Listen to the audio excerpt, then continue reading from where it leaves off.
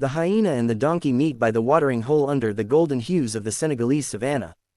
The hyena, cunning and sly, grins as he prepares to deceive, while the donkey, curious yet unsuspecting, listens intently.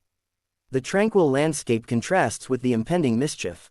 Long ago, in the vast savannas of Senegal, where the golden grasslands stretched endlessly under the burning sun, and ancient baobab trees stood like silent guardians of time, there lived two creatures as different as night and day.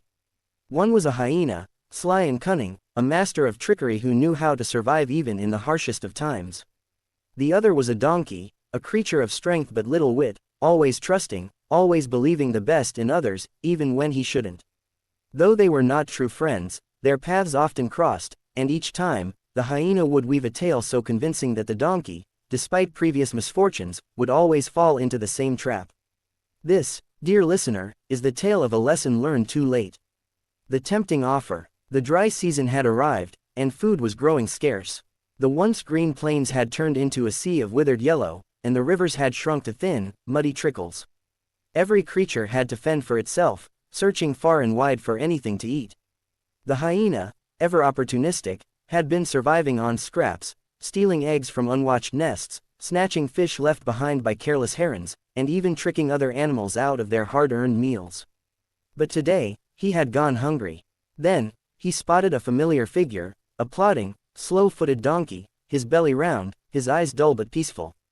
"Ah, donkey, my old friend," called the hyena, putting on his most charming smile. The donkey blinked and stopped mid-step. "Oh, hello, hyena.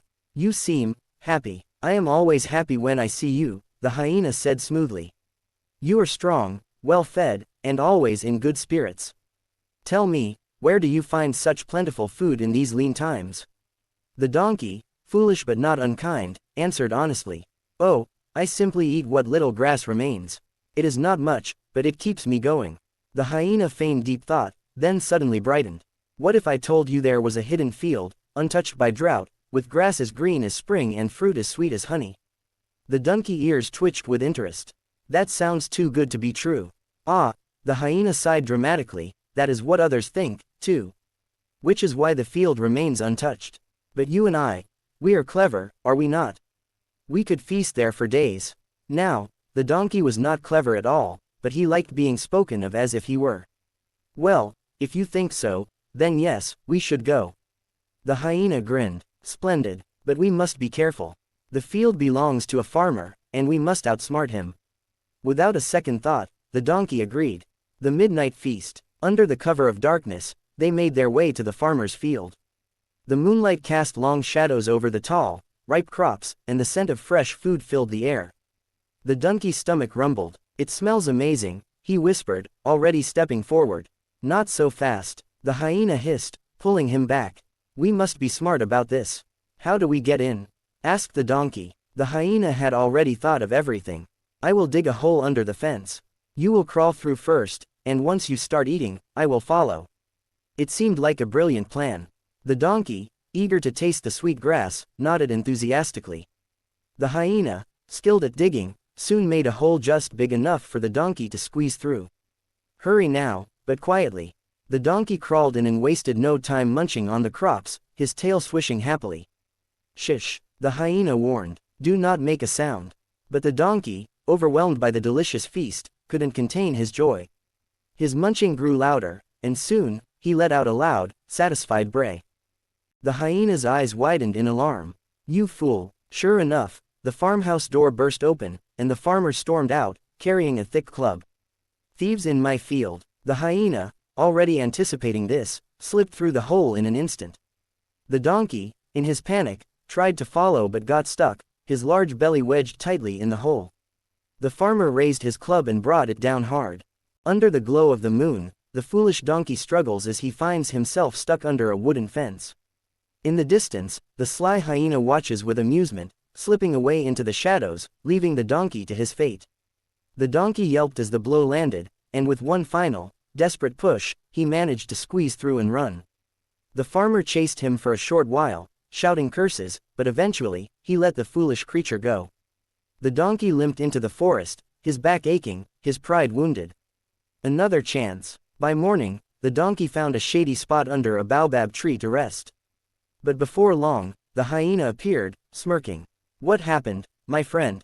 he asked, as if he didn't already know. "The farmer caught me," the donkey groaned. "I barely escaped." "Ah," the hyena sighed. "Such bad luck. But do not despair. I have discovered an even better place." The donkey hesitated. "Another place?" "Yes, the king's garden. Surely, if the farmer's field was this wonderful, imagine how much better the food of a king must be." The donkey, still sore from his previous mistake, hesitated. "But, what if we get caught again?" The hyena waved a paw dismissively. "Nonsense. This time, I have a perfect plan. Trust me." And the donkey, too foolish to learn, did. The royal trap. Under the veil of darkness, they crept toward the king's private garden. High walls surrounded it, but the hyena had found a way in. "See that stack of barrels?" he whispered. "Climb them, and you will land inside the garden. I will keep watch while you eat." The donkey, believing the hyena's words, climbed the barrels and toppled over into the garden. The scent of fresh fruit was intoxicating. Forgetting all caution, he feasted greedily. But the hyena had never planned to follow. He waited in the shadows, watching, snickering. And soon enough, the guards spotted the intruder. "Thief!" they shouted. The donkey, startled, tried to run, but the high walls trapped him. The guards descended upon him with sticks, delivering a harsh beating before tossing him back outside. In the royal garden, the donkey stands frozen with fear, surrounded by lush fruit trees as the palace guards approach with torches in hand. He has been tricked once again, and the hyena is nowhere to be seen. The hyena, laughing quietly, watched as the bruised and battered donkey limped away. The final trick. Still aching, the donkey swore to himself, no more schemes, no more tricks. But the hyena, ever the deceiver, had one last plan. "There's a wedding feast in the village," he told the donkey. "If we sneak in, we will eat our fill." Desperate and hungry, the donkey agreed. But the villagers recognized him instantly. "It's the thief from the king's garden," someone shouted. The donkey was caught and tied to a post, left as a spectacle for all to mock. In the heart of the bustling village, the foolish donkey stands humiliated as the villagers laugh and point, recognizing him as the thief from the king's garden. Behind a cart, the cunning hyena smirks, knowing he has escaped trouble once again. From the safety of the shadows, the hyena smirked. Some creatures never learn, and with that, he disappeared into the night. As the sun sets over the vast Senegalese savanna, the foolish donkey walks away with his head lowered in shame, having learned his lesson too late.